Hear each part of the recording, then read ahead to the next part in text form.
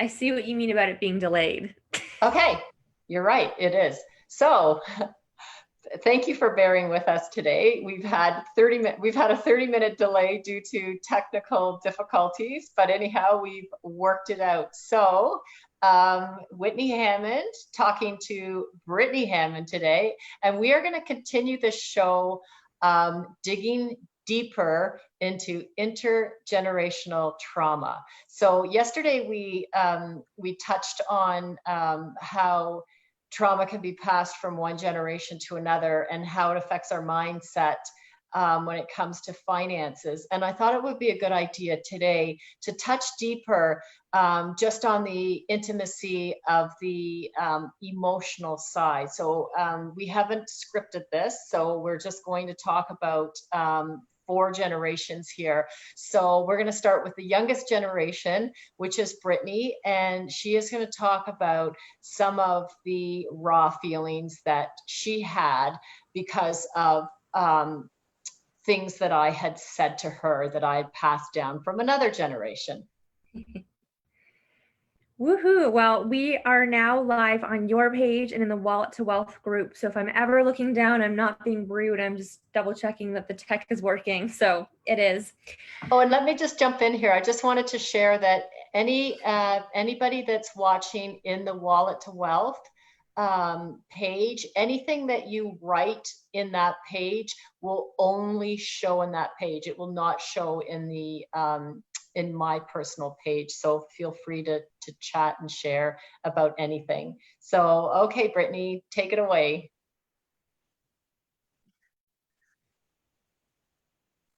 So like my mom said, this was not scripted, and I didn't actually prepare anything that I would say today, but the 2 things that I'll touch on is the first one is whether this was entitlement or queendom. I felt like I was born into this life and I was like on a mission. And I felt like from a very young age, I was always on a mission. And I felt like there was all these like things like putting walls up and like, I think, I think I had like luxury tastes growing up, like not realizing, like, I think when you're kids, you don't have a concept of where money comes from. And so for me, it was like, oh, I want it. So it's mine. Like it's my birthright. Like I was very naive in that sense. And there was that. But I also had this belief that we were poor growing up. Even though I knew we lived in a big house and a nice neighborhood, there was just this, I would kind of compare with my friends at school. And I think we were a little bit more like conservative in our household. So when I saw that my friends' parents would buy them everything and anything they wanted, I thought, why can't I have this too? And I want to just tap into a little bit of the belief system and the self-worth and stuff here, because this is something my mom probably doesn't know, but well, she knows some of this, but I was very much bullied in school growing up, and there was this huge pressure to fit in. And the way that that manifested in my school is like by the clothes you wore. And so, mom, you probably remember me growing up always wanting to go back to school shopping and get all the outfits and the school supplies. And for me, it was really coming from this place of like, there was almost this competition in school where there was a store called American Eagle. And if you got the new graphic t-shirt, then like you were the cool person. And for me, it was almost, I think I was very demanding because I was coming from this place of like, I have to fit in, like I have to get these people to like me. And even that, like the Halloween parties, I remember I used to throw these like huge crazy parties growing up. And I know my mom spent a lot of money buying all the food for these parties, and I would decorate the whole house. And I remember going to Party City and just like filling the cart up with all this stuff. And for me, like again, it was coming from this place of like, if I can get everyone to come to my party, then like somehow I can get people to like me. So I had a lot of self-worth issues tied up with money. And when you're a kid and you can't work, you have to rely on your parents for that that income or your allowance essentially. So those are two things that came up I wanted to share. And so the one Brian's laughing. and the one thing that's really sad is that you felt that you weren't worthy because I remember us having these money struggles, but I didn't know that it was deeply affecting you to your soul, that you were feeling that you weren't worthy of, because I guess there was a point where I was like, no, you're not getting that, or no, I'm not buying you this, and I remember I couldn't get you into a budget structure. And it wasn't that it was just you, it was all children. I had two children, so I had two daughters that were in the bicycle, but that you felt that you just weren't worthy of those things, and you took that into your 20s, and that gave you a scarcity mindset, and I didn't realize that. And I remember one day you asked me like why I had to be so angry, and because I remember I was just so angry about money all the time, like it just and it was interfering in our relationship, but I didn't understand why. But I knew what I had gone through when I had grown up, but I was too young to be able to connect all the dots. So did you want me to share on that? Yeah, let me just say one thing real Okay. quick though. So going into these like generational patterns, like everyone brings something out of each other. So because Chanel and I have, Chanel's my older sister, we've talked about this. And I think the fact that I was so, and being the youngest, kind of like the spoiled child, I know Chanel said I was spoiled. The fact that I was so carelessly demanding would trigger you, because Chanel was not carelessly demanding, like, because she had a different upbringing in a different generation. And so me probably like birthing into the world and being like, I want this and I want that, and like me, I can maybe assume, you can talk on this, might have triggered you, because you're just like, I don't want to spend money, and then you birth this daughter who just wants money. Well, so for me, so I'm a baby boomer, and my dad was born in 1923, and he wasn't born in Canada, and I forget what generation that is. There is a generation for it. So he was post World War One and pre World War II, and this does really mean something. So he came. He was born in 1923, and then he moved to Canada prior to 1929, which was the World Depression. So his thinking, he grew up in scarcity because he was poor. So from 1929, when he would have been 6 years old, and that depression went for 10 years, that would take him to age 16. So his entire life was freezing in Winnipeg, because that's where many Eastern Europeans went. And and his parents were shopkeepers. They owned a business. And so I've got it, so here's how I felt. I felt like my dad never loved me.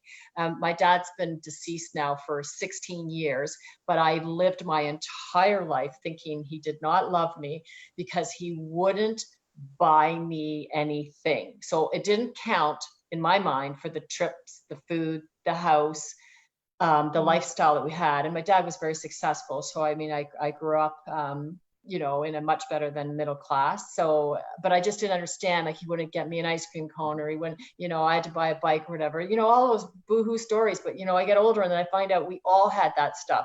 But the main point that we want to get across is that I didn't feel loved. So Brittany felt unworthy and I didn't feel loved. So if we go back to my dad and his mom, which is my Baba, so she didn't speak English.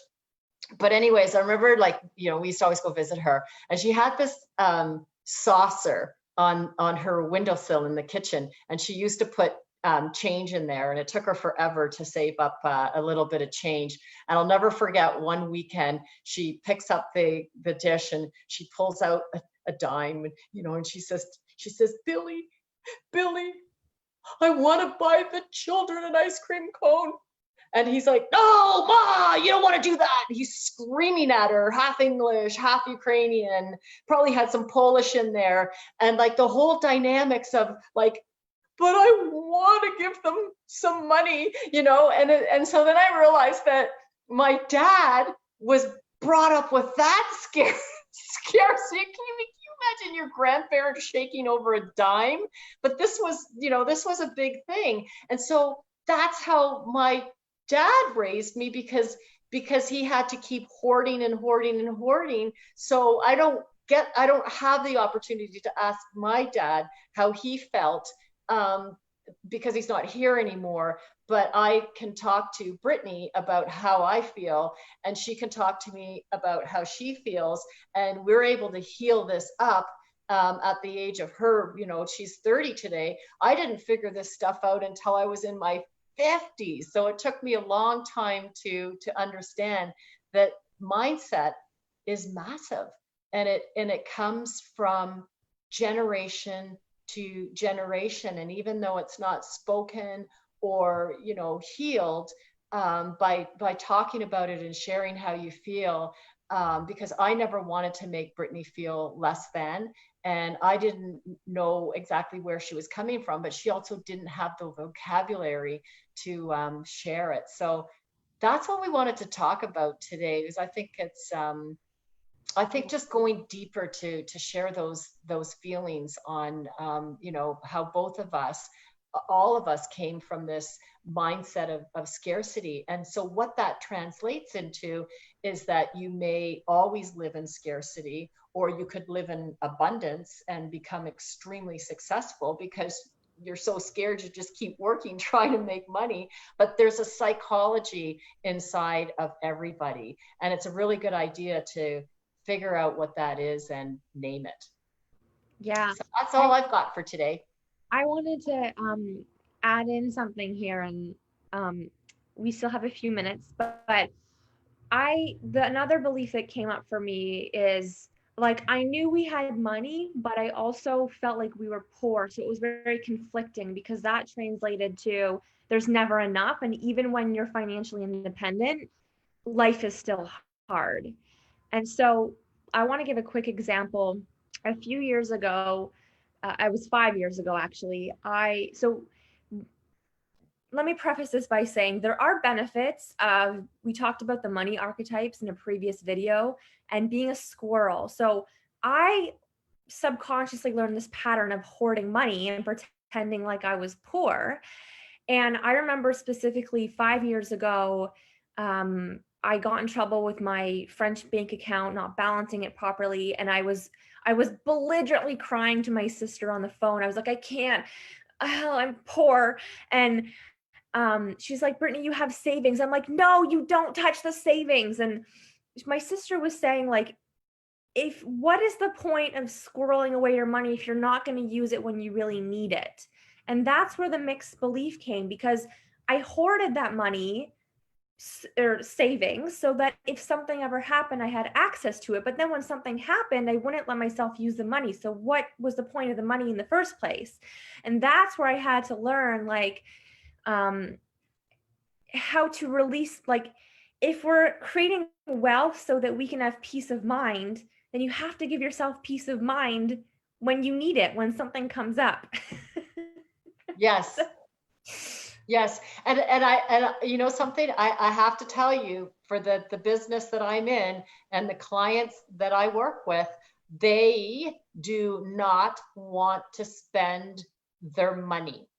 Okay. I have elderly clients where I'm telling them, like, you need to go and get this or do this. Like, I'm encouraging them. So that money mindset stays with us for decades. So the point where you've reached of being able to heal in that matter, to know that, the buckets are, I saved this bucket for a rainy day, and guess what? Today's a rainy day. So we're gonna use that bucket.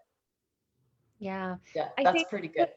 the best thing, and I'm not a parent, but I think, like, for me, one of the hardest things I had to learn was that it's okay to make mistakes. It's okay to make financial mistakes. It's okay you can forgive yourself, you can learn, and you can move on. And I think when you try and be so perfect at doing something, you can end up like really putting more pressure on yourself than you need. And um, I talked about in the previous episode where I made an investment on my line of credit and I still have to pay it back, and I'm accepting responsibility because I made that decision. So now I have this lesson of learning how to make good investments. And it's just a lesson I'm going through right now. Well, and it's a good lesson because at your age, it's a different world at your age today than it was when I was 30 years old. So we were, for the baby boomers, everything was about, buying a house, buying furniture, getting. And a lot of us were business owners and we were making tons of money, and we were the pig in the python. It's, like we just blew everything up because there was so many of us. And from our parents that were the generation behind us, they used to say, you guys spend too much money and you this, and it's all going to come crashing down on you and blah, blah, blah, blah, blah. And it didn't, because we ended up being massive savers. So we're spenders, but we're also massive savers. But it's kind of interesting because this dance and the psychology that we have with money goes with us for our entire life. And it really is good to try to find the relationship between being comfortable with, giving and spending and sharing and saving and understanding what your own bucket system is, how you're gonna actually create that. And I think when you have that, then you don't have that struggle in your mind of not making enough money, or becoming a workaholic where you're making too much money and you're not enjoying your life. So Yeah. yeah, it all comes from our past. Well, for those of you listening, like I would take a look at how you feel about money, what your relationship is. And for me, I've always been striving to figure out how to feel safe with money, whether I'm spending it or I'm saving it. Because I noticed the patterns over the past decade. Even when I had money, I didn't feel safe, and when I didn't have it, I didn't feel safe either. So at some point, you have to figure out, how do you feel safety. And I know having that nest egg is is um, is really important, and that's something that I've made like a non-negotiable. Um, Little squirreling away. Yeah, it makes you feel good. It feels good not to be broke, and it's not hard to do. You just have to, like you say, squirrel a little bit away and just don't touch it until you really have that rainy day. Yeah. Well, thank you. Thanks for this conversation. And we want to hear from you guys listening. I know there's about 5 of you on here. Say hello. Let us know you're watching.